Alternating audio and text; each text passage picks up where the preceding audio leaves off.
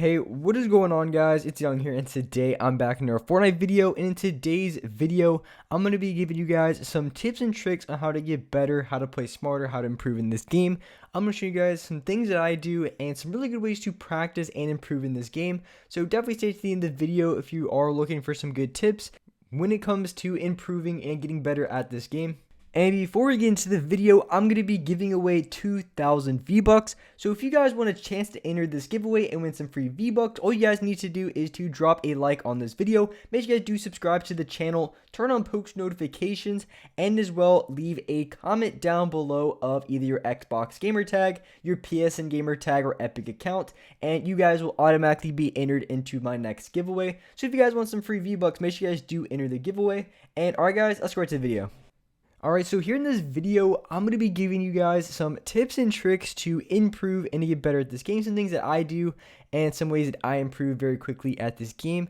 So one thing that I've been mentioning for a little while now, and I think I mentioned in a couple previous videos, is the first thing, obviously, I do enjoy playing box fight. Box fights are an extremely very effective and fun way to improve at this game, just because a lot of the gunfights you have in this game are close range, meaning that if you want to improve the fastest way possible in this game, a really good way to do so is to practice the gunfights that you use the most, which are close range gunfights with a lot of quick building and also a bunch of quick editing. So box fights are definitely and probably will always be the best and one of the easiest ways to improve at this game. But there's one other thing that I've been doing a lot recently that I feel like has improved my game quite a bit. And so yesterday I was playing quite a bit of squads with a few of my friends. I'm not even gonna lie, man, when I was playing those squad games, the lobbies that I had and the gunfights I was going into were a lot easier. The first game, my teammates ended up dying off spawn. I think they had like a bad drop, and I ended up solo squatting the game pretty easy. I didn't really have too much trouble, of course the occasional try harder too. It wasn't like anything insane. I was still able to solo squad it pretty decently easy. But when I was playing some solos earlier on stream, I'm not gonna lie, in solos people play a little bit different playstyle, and honestly I would probably recommend playing a decent amount of solos if you're looking to improve very quickly at this game, because if you're able to kill people in solos, then you're going to be able to dominate any other game mode in this game, just because in solos, man, just the way people play is people play a little bit slower, a little bit more, I don't know what's the best way to put it. I guess people play a little bit more conservative, I guess you can say, in solos. And if you're able to play against those players very well, which are pretty much the hardest players to kill, because when someone plays pretty slow and really passive, it can be a little bit challenging to consistently go off and get a lot of kills. So if you're able to do that consistently, so if you're able to win and get a lot of kills in solos very consistently, when it comes to duos or even squads, I mean, it's just going to be so easy for you, just because people in those game modes tend to not play as passive. I don't know exactly what it is. Maybe because when people have teammates, they tend to, I guess, play a little bit more aggressive than they normally would in say like a solos game. So when you are playing those game modes, you're going to be performing a lot better in squads and duos than you are in solos.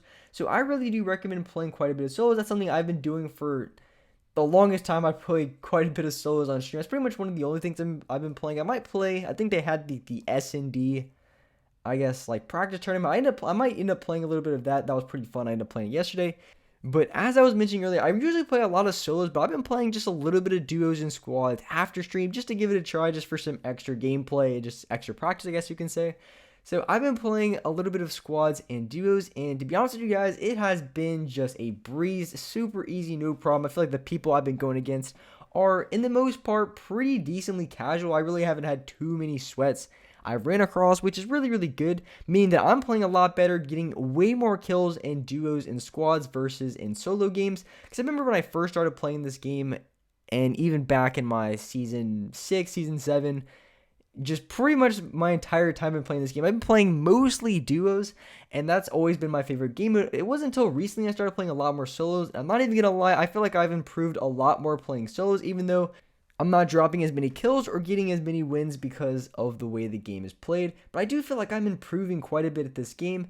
And of course, I feel like the goal is you want to have the most amount of kills and the most amount of wins. So I feel like solos is good for improving. But if you want to go for high kill games and just games that you just absolutely pop off, duos or squads specifically are the best.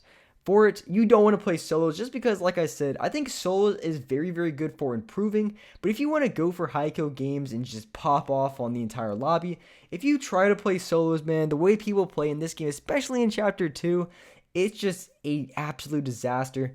So, like I said, like 5 times, solos good for improving. I really do recommend it. But as far as getting kills and getting a lot of wins, I would really recommend playing duos. So for me, that's kind of the end goal. The end goal is to play duos and have a lot of high kill games. And for me, I like playing solos. It helps me improve the game. So when I do play duos with friends, when I do play squads, like for instance, when I played yesterday and got a solo squad win, that it really makes it 10 times easier because I'm used to playing against a lot slower and a lot harder players. So when I play against a little bit easier, a little bit more, I guess, aggressive, not as, super considerate about every move that you make, it does make it quite a bit easier and able to get a lot more kills and win just way easier in duos and squads versus solos. And as far as playing smarter, one thing that I've noticed, and it might sound kind of weird, well, I guess not really sound, but one thing that I've noticed that has been very effective for me is playing very aggressive. And what I mean by that is, of course, not you don't just push every single fight no matter what. But in a lot of my gunfights, one thing that I've noticed is I've been able to be a lot more successful and win a lot more games, win a lot more gunfights by playing very, very aggressive on other players, especially when I have a P90, when I have just the best SMG in the game. And even though when you do rush other players, because especially when I talk about solos, people play a little bit more passive, meaning they're going to be in boxes. And for yourself, if you play on controller, it's going to be a little bit more difficult because if you try to outplay the other players, the edit plays, they're just going to box, they're just going to back up, box up again. You're going to have a hard time getting in the wall. It's just going to be an absolute pain to try to take their wall and hit consistent edit plays over and over and over again. Just very annoying. It's not the best strategy. So one thing I've been doing is just as simple as it sounds, W keying with a P90. It is super effective. It's been just... even though you can risk getting trapped, a lot of times if you have a P90 and someone's boxed up, if you're coming in guns blazing and spamming your P90, even if they do place a trap, you're able to break it very easily and not have anything to worry about. So that's one thing that I've actually had a lot more success with, even though it might sound kind of weird, like why would you just... If you're trying to play smarter, why would you just rush someone with a SMG? But I've had way more deaths to getting shot in the back and just had, losing all my materials, losing all my HP, fighting a guy for like 5 minutes because I'm trying to go for an edit play versus like right here, just gonna straight up W key on the other player. As soon as I get the wall, I'm going to just rush him right away, even though he has trapped, even though he could trap me if he wanted to. Because I played so fast, I really don't even have to worry about it. The only time this could be a bad idea and you have to be worried, if someone's based up in an already built metal base, you're not going to be breaking any of the walls. So in case you do get screwed over, in case the other guy is some keyboard warrior and just spams his traps everywhere, which it does happen from time to time. You can't win every single gunfight. You can't avoid getting trapped every single time.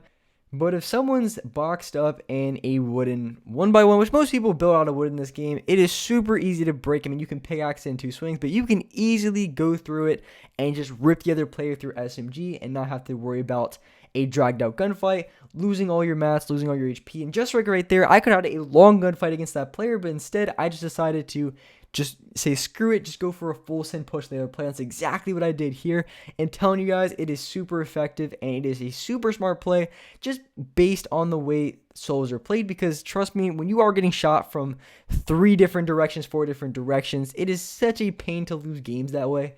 So the best way to counter it is just really just play as aggressive as you can. Of course, you don't want to push every single time, and not every single instance you want to play as aggressive as possible, especially if the guy maybe has 200 HP. If you haven't touched them at all, then it's probably not the best idea just to W key in their box. It's more than likely they're going to spam traps and you're not going to be able to get out of it.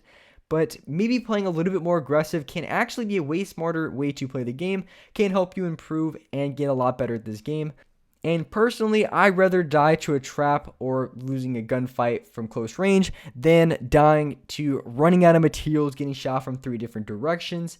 Just basically having a 10-minute long gunfight, it's just not as fun for me. I'd rather die to I guess making a mistake when I'm rushing than really just losing all of my materials and getting shot from like 5 different directions. I just rather have that happen. I feel like that's a lot better way to play. But with that being said, that's a wrap up for this video. If you guys enjoyed this video, if you guys liked it, make sure you guys do drop a like, subscribe to the channel if you haven't already, turn on my post notifications so you guys are notified for every single new video. And alright guys, I'll see you next video.